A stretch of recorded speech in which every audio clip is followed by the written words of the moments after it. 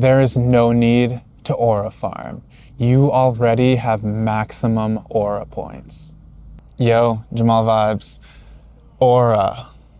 If you hang around Gen Z, Gen Alpha, you've definitely heard the term aura. And aura is measured in points. You can gain aura points, you can lose aura points. And aura measures your swagger, your vibe, how cool you are. If you try to look cool and trip and fall, negative 10,000 aura. The thing is, aura is this trending term within culture right now, but aura in the traditional sense is about the energy field that each of us emanates. And aura is real. I'm sure you've had someone walk into a room and been like, whoa, that person really lights up that room. Or even, oh, that person has like a depressive cloud over them. Or I get the heebie-jeebies. Aura is real. It is the energy that we all emit and we can feel it. And the goal of aura is to aura max. That's with 2 X's. And aura maxing is a strategy for having more aura. Some people think if you get some cool new shoes or dress a certain way or hang with a certain crowd, that's a way to aura max. But today I'm here to talk about how you are already aura maxed. A bundle of joy. It's a term we use sometimes to describe a baby, a newborn baby. They come into this world, they smile, they giggle, they laugh. They are just pure joy. They emanate pure joy just from their being. And as that baby grows up, they get older, they got taught things, they have experiences, and that true joy that they felt in the beginning becomes clouded, it becomes masked. They may take on feelings of self-doubt, anxiety, fears. But if we go back to the beginning, in their purest essence, they were joy. Their aura was maxed, right? And so when I say that you are already aura maxed, I mean that who you truly are at your core has nothing to do. There's nothing you can do to be more auraful. In fact, to be more auraful, all there is to do is to let go of the false identities that are not who you truly are. You may be familiar with the Map of Consciousness by David R. Hawkins. It is a map, a scale of levels of consciousness. At the bottom there being shame, and at the top being enlightenment, and all the way through different states of being at which you can exist in. And I like to pull this model into this talk about aura because the levels that you exist in show up in your aura. To be honest, there's nothing wrong with any of these levels. We're all humans. We're here on this earth having a human experience. And we may experience different levels at different times. What I'm talking about here in terms of your aura is your baseline, where you exist and where you return to. You can feel shame, you can feel anger, you can feel fear. But are you gonna hang on to those feelings? Probably not. It's where do you come back to, all right? And with this understanding of the map of consciousness and thinking about aura, the baby, the bundle of joy, is already enlightened. It fears nothing. It sees no problems. It exists and finds contentment in existence itself. You may have heard the concept that you already have everything you need within you. And I want to explore this a little bit more in the context of this conversation. Why do we want things? Why do we have desires? What are the things that we work towards and try to get in life? Good question. Many people may think that getting a fancy car, a fancy house, or a relationship is going to fulfill them in some way. They're seeking love, fulfillment, peace, security. And we turn to this outside world and we say, I'm going to find those things in this world, and then I will feel that way. That's one approach. And some may think of that approach as backwards, if you already have everything you already need. Will this relationship bring me love? It could.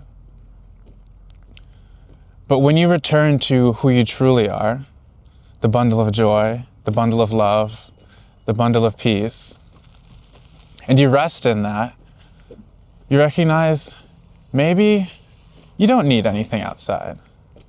You can find joy and contentment in just being.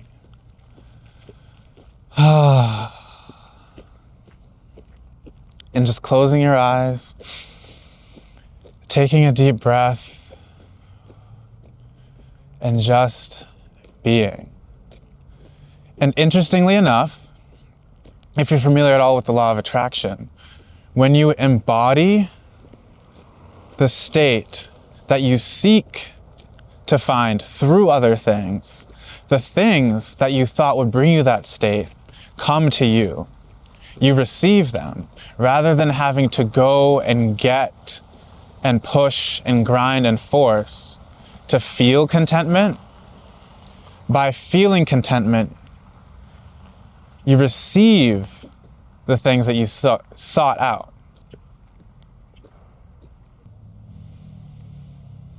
I'm aura farming so hard right now.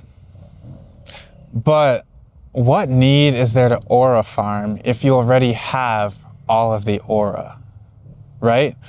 You have the aura, it just may be blocked by conditioning that exists in your mind and manifests in your body, your behaviors, your behaviors, your non-behaviors, whatever it may be. How do we let go of those blockages? The first thing to do is to raise your aura. That means start your day from a high vibe. And that looks different for everyone, whatever that may be. I find specifically, if I start my day with exercise or like a nice long walk outside, I am just buzzing. I am feeling good. And when you're in a high state already, when life comes at you, you're able to deal with it better than if you were in a lower state. We all know the feeling of like being sick and everything is just like harder, you're more irritable, it's just worse. When you're feeling great, your ability to deal with the same challenges that you may face when you're not feeling so great, it changes. It's purely through the state that you're existing in. So the first thing you can do to maximize your aura is prioritize living in a high vibration, positive feeling state. If you can't do that, which you can, but other opportunities always show up.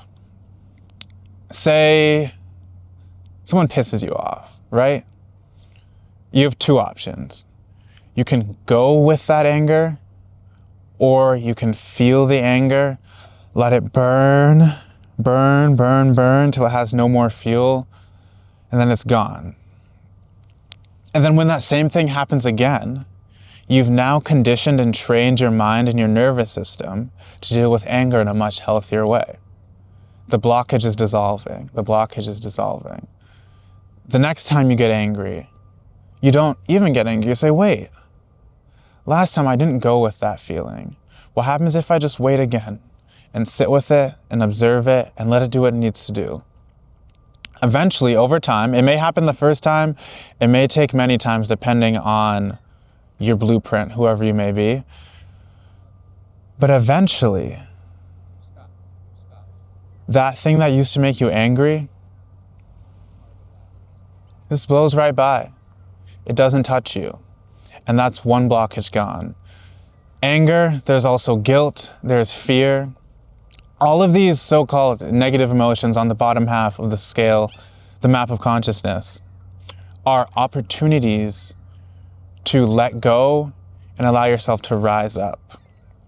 See, another way to think about yourself is as a hot air balloon, right?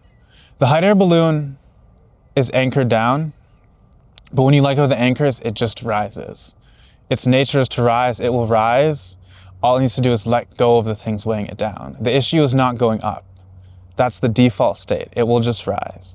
And so if you think of yourself as the hot air balloon and you release these blockages, you clear out your aura,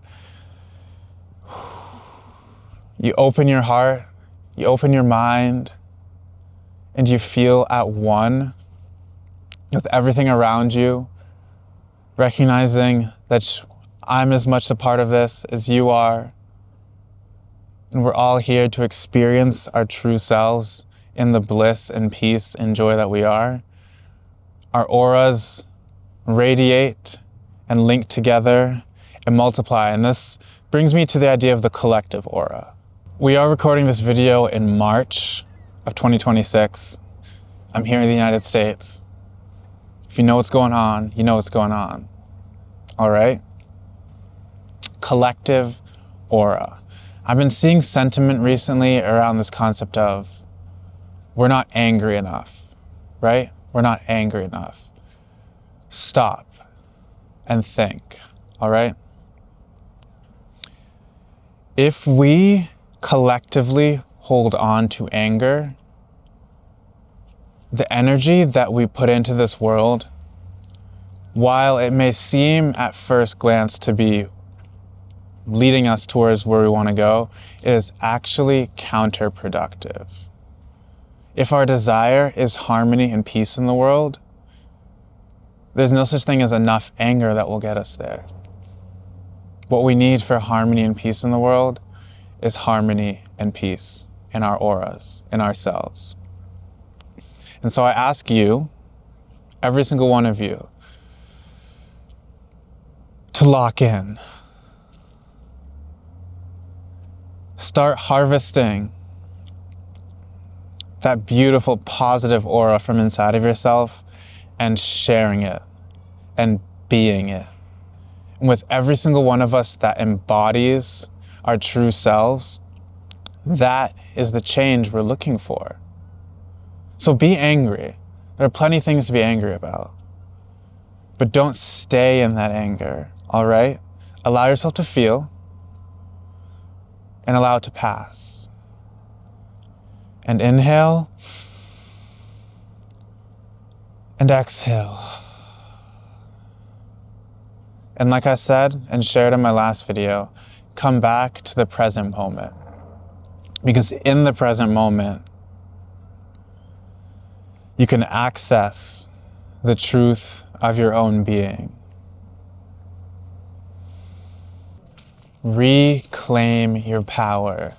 Stop allowing it to be pushed and pulled and contorted into all these different ways. There's so many different forces out there that are seeking your energy. But when you come back to yourself and you embody yourself, you get in your own vibe. When I get in my JAMAAL vibe, and allow my pure joy to radiate out, it changes the world. It is unmistakable. There are things, and again, aura is beyond words. Aura is energy. Aura is a feeling. It is the emanation of your being, right?